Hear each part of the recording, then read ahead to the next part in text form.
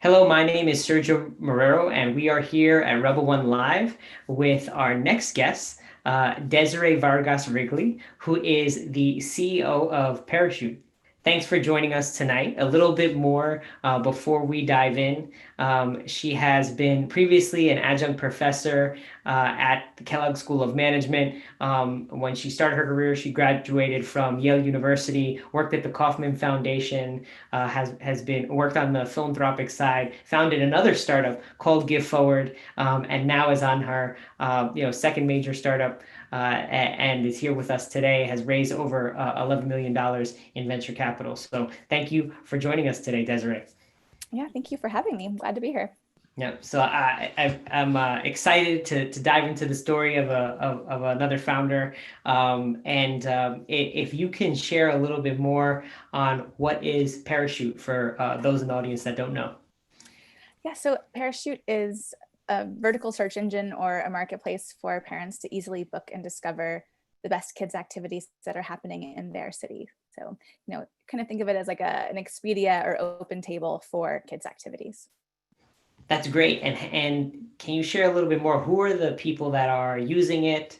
And I know can dive right in now in the time of COVID in terms of people looking at activities. Can you share a Yeah. little bit of who's using it now and where do you want it to go? Yeah. Well, we are about 4 years old as a company, and truth be told, we've pivoted a couple of times. So we initially started out as a class pass for kids business model, thinking that there's this excess inventory, and can we easily help connect families with businesses to help fill that at a discount. That business model, as many have known, is really, really tough. And so early on, we realized that the dynamics with the supply side of our marketplace, the activity providers, we were basically building kind of this just uncomfortable relationship with them, where we had to push down their payouts so low in order to have any kind of margins. And so about 18 months ago, we pivoted into more of this open table or Expedia type model. And so, we really do have two customers. It's the activity providers who share a little bit of revenue with us, just like 5% on a transaction, or pay us a monthly listing fee.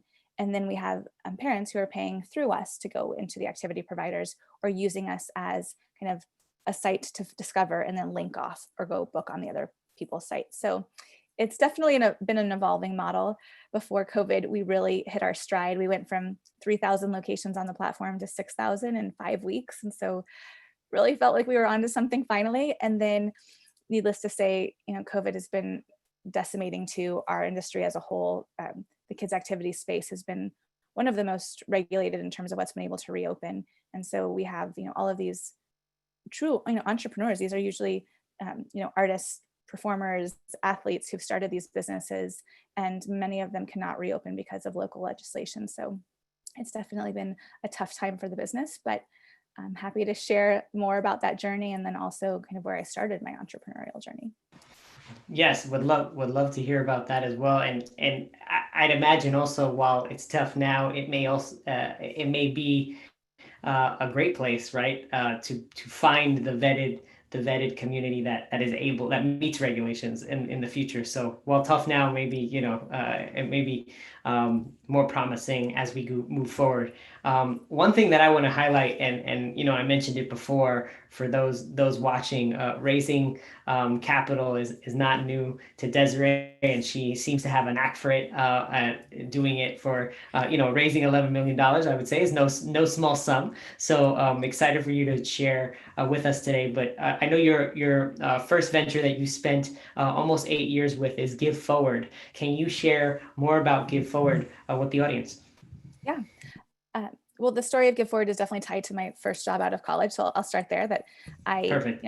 I originally was a Latin American studies major. I planned on going to work for a nonprofit, and then thought I'd go to business school and study and then go into corporate social responsibility, because I've always cared about that intersection of doing good and doing well.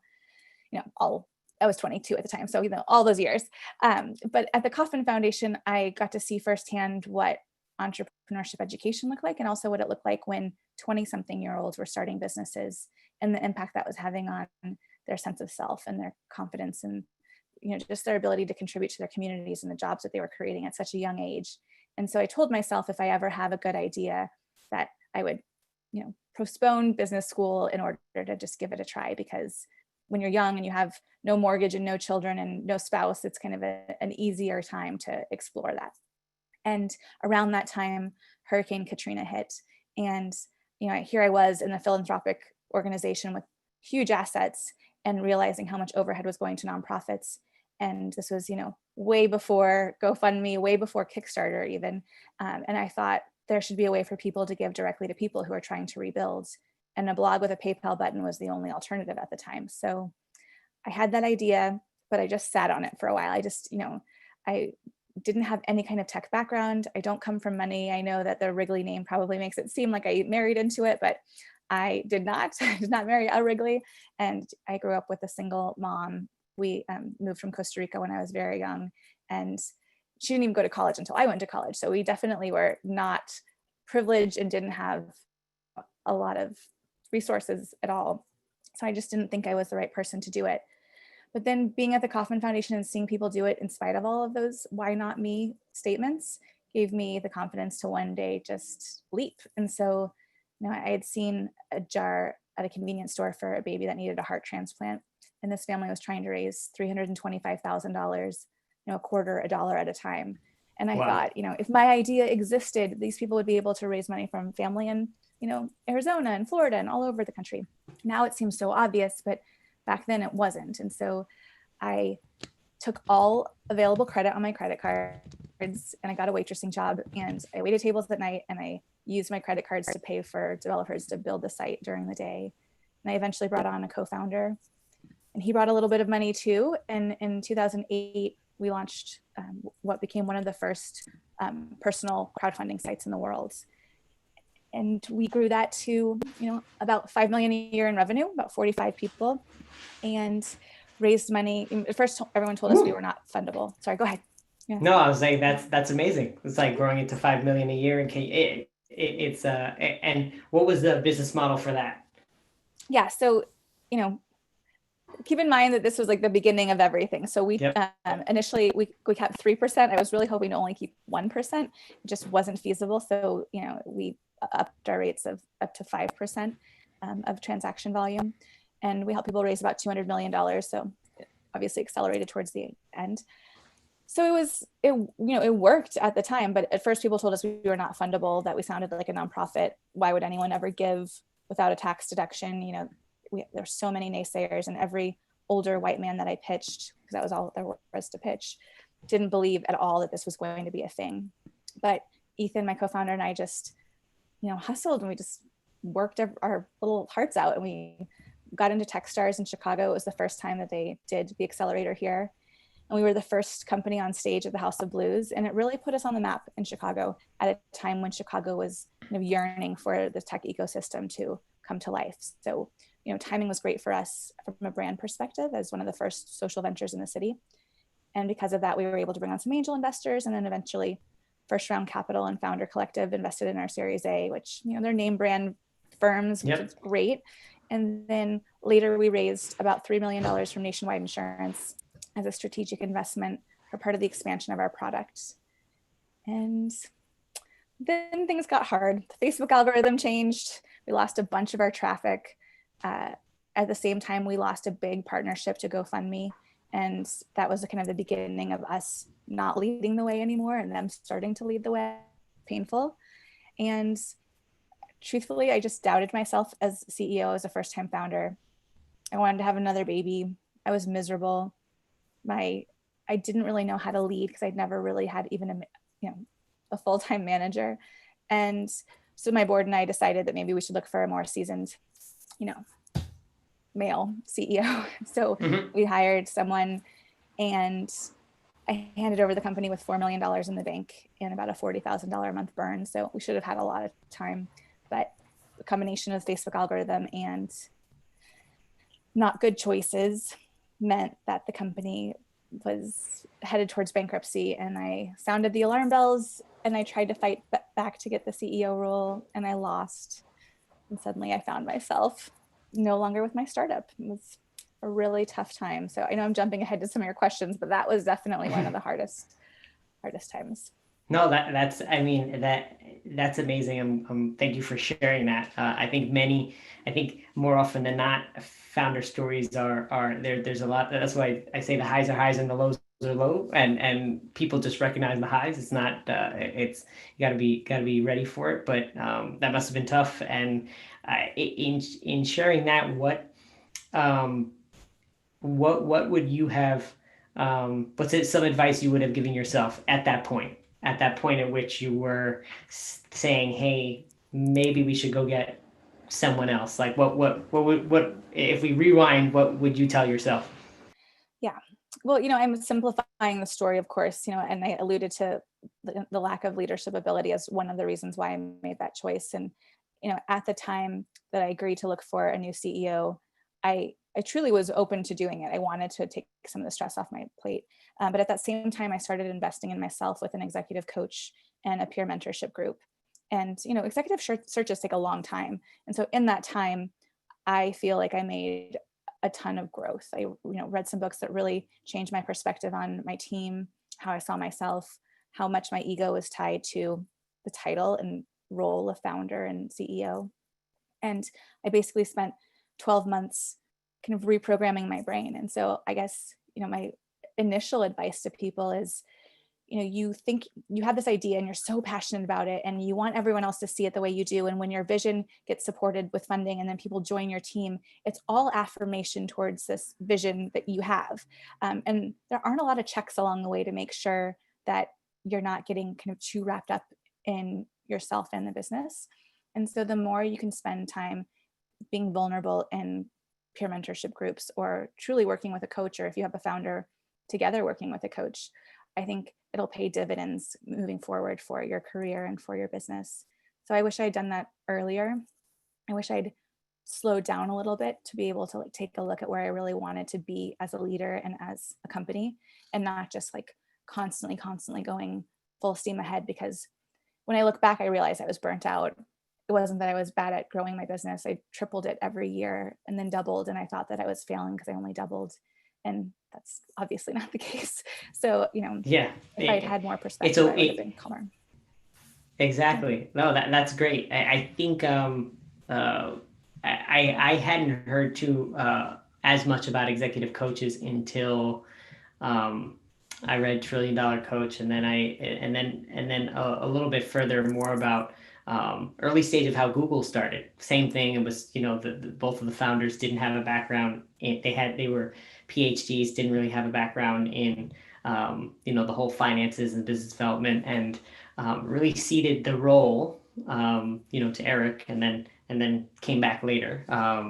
But it's, having a coach, just like being an athlete, right? The athletes have coaches, and it's being a CEO as an athlete as well. So it's great. It's like I'm glad you shared that.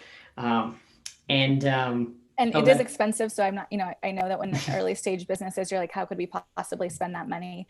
And I would just say that there's other ways to get that same kind of growth, a combination of finding really great podcasts, peer mentorship groups, which can be free. You just get to a group of people together and have a real format for it.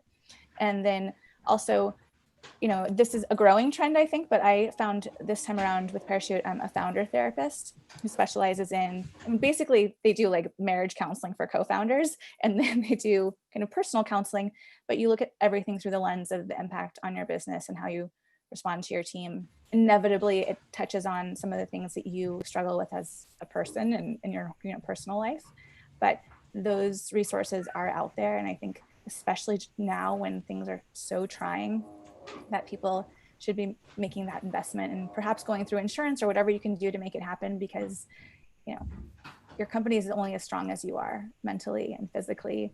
And so got to put on your oxygen mask first.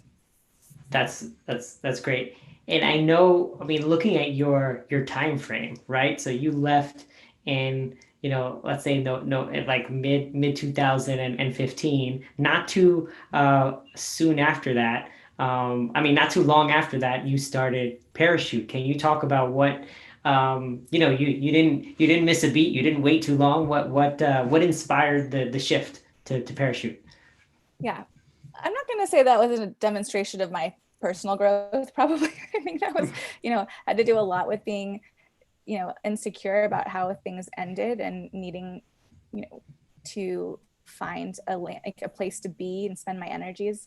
I left Give Forward in the very beginning of November, I think, very last week of October, and of 2015. And 2 weeks later, I was starting to work, maybe 3 weeks later, starting to work on Pearachute. I think that founders, this is just my theory, but maybe you'll agree. I don't think we're born, and I don't think we're made. I think we are awoken by a problem that we think is worth solving. And as the solution forms in our brains, it becomes so consuming that we're kind of stirred from the inertia and fear, and we take the leap, right? And we start something. I think once we've done it once, it's really easy for our brain to go back into that place of problem solving. And when we don't have the problems to solve every day, our brains look for it, because that's who we've become once we've been awoken into this world. You can say it's a bite or whatever you want to say. I like to think of it more optimistically. But I suddenly found myself at home with 2 little boys. I'd never been a stay-at-home mom before. I did end up having that kid in between the executive search. And I realized that I didn't have stay-at-home mom friends. I had no way to figure out how to do anything with my kids. I'm not an early child educator. I just felt completely ill-equipped to be home with the kids. And it's not like I could afford to be forever, so I wasn't planning on it long-term. But it just felt so unfair that you can pick up your phone and you can, buy a $2,000 plane ticket, or you can apply to college, but you can't figure out what to do with your kids on any given day. And so it was a problem that felt very real to me, and one that I felt was very universal. And fortunately, I'd left on good terms with the investors who invested in me the first time around. And so, I partnered with kind of like a beta work style, what do you call it? Like a portfolio of companies that was, what does that call them? Like losing my mind. Anyway, we like a venture studio? Yes, a venture studio. Thank you. We built it inside of Builders. Got it. It was originally called Ronin. And that support system, I think after kind of the fallout from Give Forward, I needed to know that there was a marketing team around me, a tech team around me, and that I could go out and raise some money to then form the permanent team. So that's why we were able to get going so quickly. I raised $1.2 million from mostly existing investors on a note. And we closed January 10th, I think. And by February 15th, we were live with customers. And, I'm so grateful that we had that cash to do that, and we had the team around us to do it. In hindsight, I'm not sure a venture studio is a great fit for every founder, especially if you have some technical chops or you already have a co-founder. But for where I was in life and for what I wanted to accomplish and what was seemingly a pretty strong competitive landscape, being early in market was important, and I think it was the right move for us. No, that's great. And can you talk about raising? Raising now, 4 million plus for Pearachute, after raising 7 before. And I know that Techstars probably helped on that early on, but even now you continue to build that. Can you share a little bit more with? And I ask with the lens that most venture capital funding doesn't go to women or underrepresented founders. You've been doing it again and again. What's the secrets? What are some of the tips and tricks for other founders? Develop a thick skin. Really practice your pitch. No, it's not been an easy story, and 4 million sounds like a lot, but when you're building a consumer business over 4 years, it's just not a lot of money. And $1.2 million at first, I was going Silicon Valley style. I thought, we'll raise this money, I'll raise again in 6 to 12 months, and we'll go fast. And we had really great early adoption. We got asked to be on Shark Tank within 2 weeks of launching. We just felt like we had all this acceleration. But unfortunately, we were a Me Too business model on top of a business that right then became very unpopular. So, ClassPass was struggling for a while. Its margins were terrible, and we had the same business model. I think they've done an amazing job of overcoming it and raising so much money. Only time will tell whether or not that will play out successfully for investors. But we unfortunately timed with a business model that just wasn't popular with investors. And you couple that with the fact that usually, women, people of color, we're launching businesses to solve problems that we know that our, people in the boardroom who are sitting across from us just don't know. Most men have never written a ballet class check. They don't know what it's like to stand in line to try to get your kids on the list for gymnastics. They just haven't. And I had one really great investor who my friends all loved tell me, well, it can't be that hard. My wife figured it out, which was simultaneously insulting to my business and to his wife. And I just don't think that investors realize sometimes what they're saying and what they're doing and the choices that they're making when we pitch them. So while I think I did a lot of things right, I think my narrative was strong. I think I pivoted appropriately. I think I, was efficient with cash to a point. At the end of the day, this has not been an easy business to fundraise for. And I don't want to pretend like it was. We ended up doing 2 Republic campaigns. The first one was a strategic effort to time with one of our competitors who was going through Y Combinator. And I wanted to make sure our narrative and story got out before they pitched on stage. And ours was much better than theirs. So I was excited to do that. And we raised, $250,000, which was the cap that we could raise at the time, given the rules and what kind of compliance forms we'd filled out. And then, I definitely had to do a bridge. It was hard. It's not going to lie. But we also then decided that if this business wasn't going to be easily fundable for a while, if the market needed to catch up or our business model needed to catch up, then we needed to focus on being profitable. And so last year we were profitable, I think 5 months out of the year. We found some new revenue streams that were super high margin, and we just plugged away at it. And some investors thought it was a distraction, but this is the infinite game, right? Like it's stay alive as long as you can, with not to the point where you're on fumes and no one can survive, but nothing good can happen if you're dead, but things can definitely happen if you're alive. So stay alive. I love it. I think there are so many words of wisdom during the whole. I know you talked about, and you alluded to it, that it isn't 4 million at once, huge round in the Silicon Valley style, but it may be this piecing it together, right? Like you talked about, Republic, and then like doing initial round, right, was with previous investors, then Republic, then so on and so forth. What can you share? What was the last pivot, and what made you make that shift? Yeah, I think at the end of the day, what happened in the class pass model is that as we got more successful at bringing customers on, we completely used up all inventory and then put pressure on providers to give us inventory that they could sell at full price.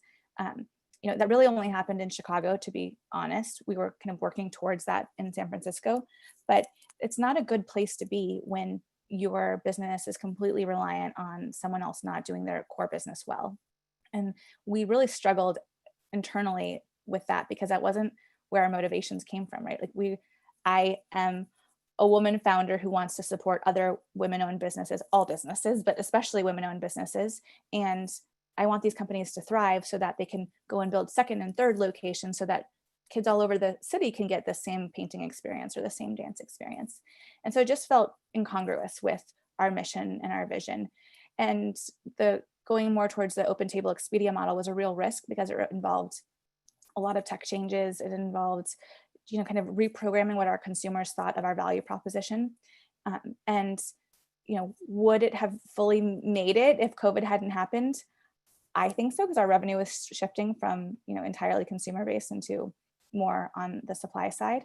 And we were getting a lot of great partnerships from brands, but it took us experimenting for a year and me making a lot of mistakes.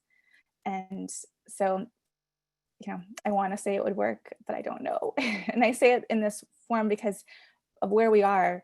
It doesn't make sense for us to just like plow money into marketing right now or to try to raise more money.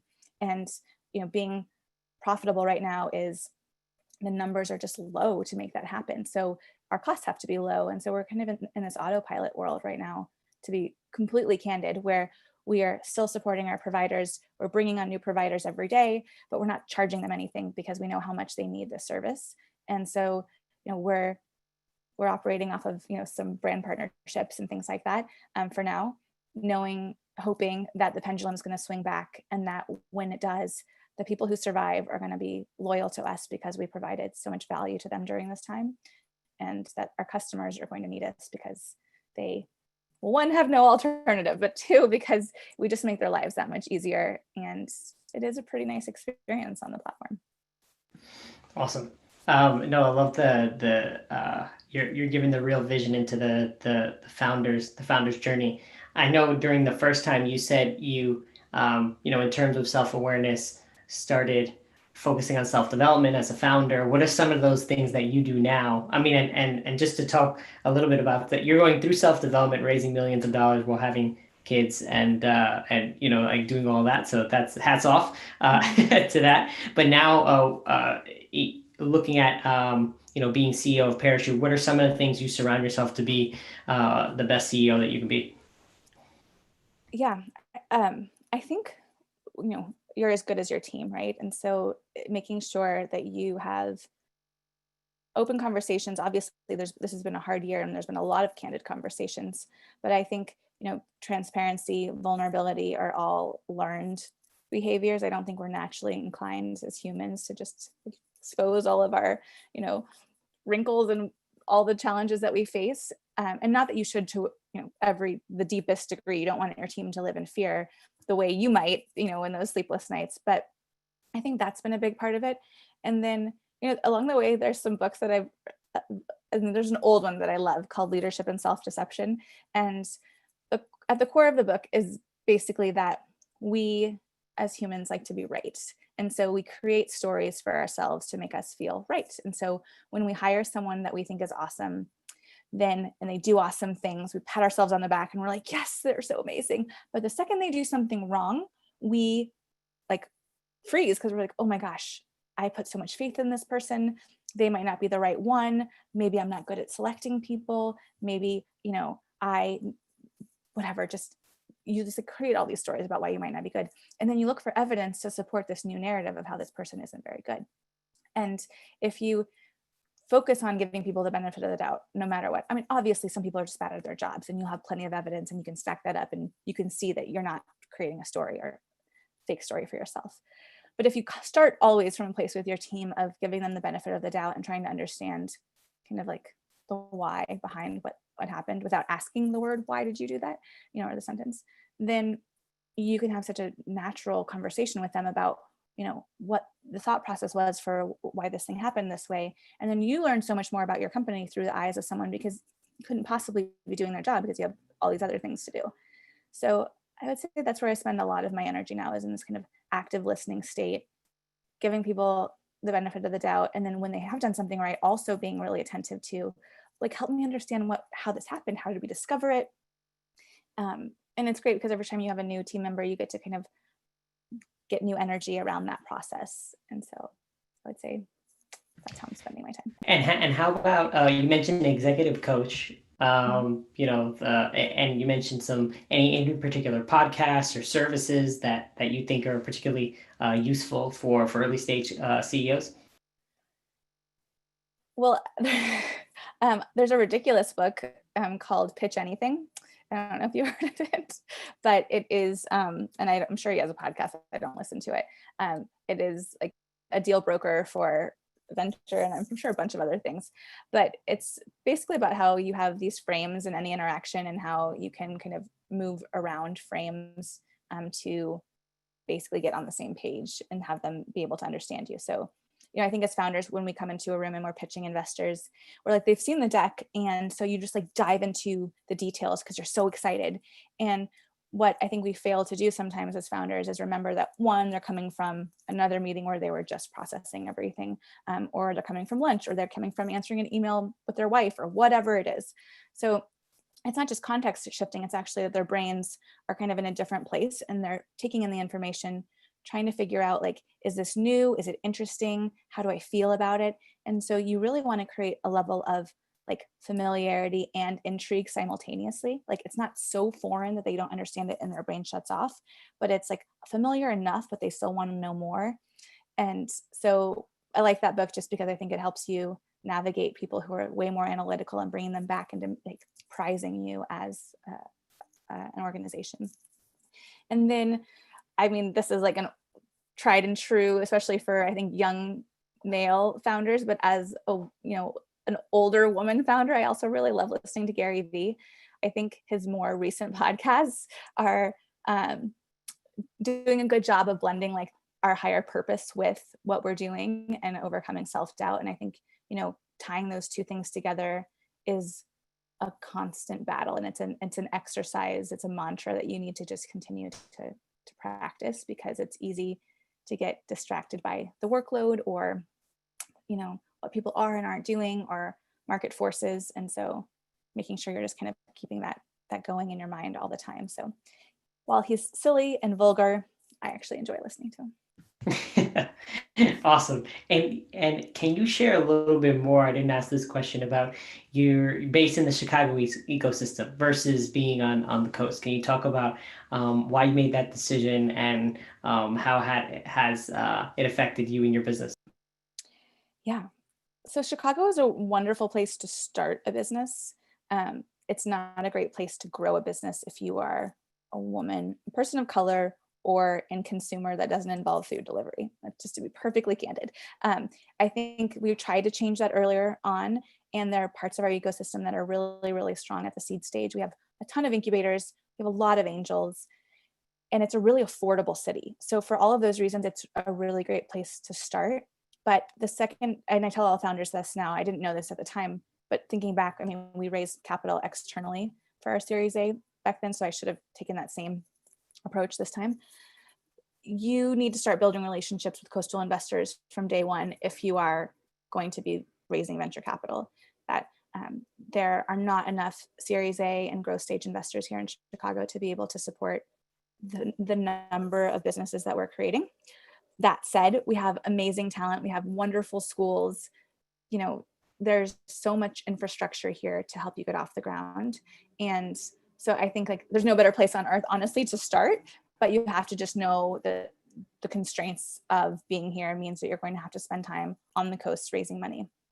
That said, we have a lot of people now coming in from the coast to raise money from some of our VCs because they've had such big exits. So I think we will develop over time. And there are some great communities here. The Women Tech Founders community is really strong. Our angel community is so strong, and it's a supportive environment where people are always willing to give you time. But if you are trying to like hit it out of the park with a consumer anything, I still think it's easier to go where there's more fertile ground. And so I have to be honest and say I'd still head west if I weren't here for personal reasons. So. Awesome. Thanks for being candid and showing I think I like the honesty around it being cheaper now, right? With in being virtual and starting a startup, especially in this environment. It's a cheaper place to gain a footing, and certain industries, as you mentioned, the food services and whatnot are definitely deep rooted here. Yeah, but if you are SaaS, I think this is the best city in the world to build a company. We have so many Fortune 500 companies based here, and the networks here are so strong. And between Melinda Gates' effort to bring gender equality in tech, she's putting $50 million into Chicago. So we have so many initiatives, and Penny Pritzker's leading an organization called P33 that's going to bring more diversity into the pipeline, and also build and strengthen relationships between enterprise level businesses and our big corporations here. So if you are in that world, fintech, any of those, it's a great city for that. If you're a consumer, come in with your eyes wide open, I would say. Awesome. Well, can you share a little bit more with the audience on what's next for Pearachute? I feel like the tone of this is tough for me because we're not in like a killing it place, to be, just honest. It's a hard business during a really hard time in our world's history. And so right now we are very much committed to trying to help as many activity providers as we possibly can be on our platform so that they can find and connect with parents who are ready to start going back out and doing things, especially in, social distance and safe way. So we're really focused on executing on the plan that we've been building towards for the last 18 months. Moving forward, I think that we will likely end up being part of a bigger organization. We've, had some exit conversations recently, and I think what we can bring to a few other organizations is meaningful. So I wouldn't be surprised if we have an exit, 12 months from now, 18 months from now, unless the pendulum swings back sooner and a vaccine comes out sooner and kids are back in school sooner. And then, there's a lot of opportunity for this business to really accelerate. So I'm keeping my fingers crossed for that. But in the meantime, I'm spending time mentoring, I'm spending time investing in entrepreneurship education for underrepresented students, which I think is, crucial to bringing equity and feeding the pipeline. And, I'm excited personally about kind of where entrepreneurship is, not just in our city, but across the country, and being part of that bigger conversation. All right. Well, thank you, Desiree. For those that are looking to keep their children entertained, check out parachutekids.com. The link is also in the podcast notes. And thank you for joining us, Desiree, and sharing your story. My pleasure. Thanks. Take care. And thanks for everyone